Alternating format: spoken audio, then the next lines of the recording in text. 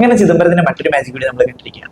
Balan the boy. Director by Chidambaram, writer by Jithu Madhavan, music by Sushin.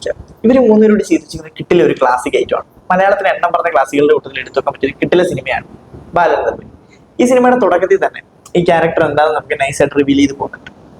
ഈ character ചെയ്തേക്കുന്നത് ഫർസാനയാണ്, lady character ചെയ്തേക്കുന്നത്. അതുപോലെ പയ്യന്റെ ബാലൻ എന്ന് പറഞ്ഞ പയ്യന്റെ ക്യാരക്ടർ ചെയ്തേക്കുന്നത് ആദിശേഷനാണ്. ഇവർ രണ്ടുപേരും തകർത്ത് അഭിനയിച്ചിട്ടുണ്ട്. ഇവർ രണ്ടുപേരും ഈ സിനിമയെ മുന്നോട്ട് കൊണ്ടുപോകും. ഫസ്റ്റ് ഹാഫിൽ ഇവർ ഈ കഥ ഇങ്ങനെ മുന്നോട്ട് കൊണ്ടുപോകുമ്പോഴത്തേക്ക് അവിടെ പിന്നീട് എൻട്രി വരുന്നുണ്ട് ഒരു അമ്മാമയാണ്.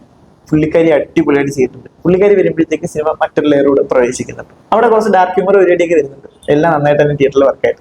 അതിനുശേഷം നമുക്ക് ടൊവിനോ വരുന്നുണ്ട്. ടൊവിനോ നല്ലൊരു ക്യാരക്ടറുള്ള തന്നെ ടൊവിനോ കിട്ടിയിട്ടുണ്ട്. നല്ല രീതിയിൽ തന്നെ ടൊവിനോ ചെയ്തിട്ടുണ്ട്. അതുപോലെ ജീൻ പോളിലെ ഈ സിനിമ നിങ്ങൾ കാണുവാണെങ്കിൽ പരമാവധി തിയേറ്ററിൽ തന്നെ കാണാനായിട്ട് ശ്രമിക്കുക.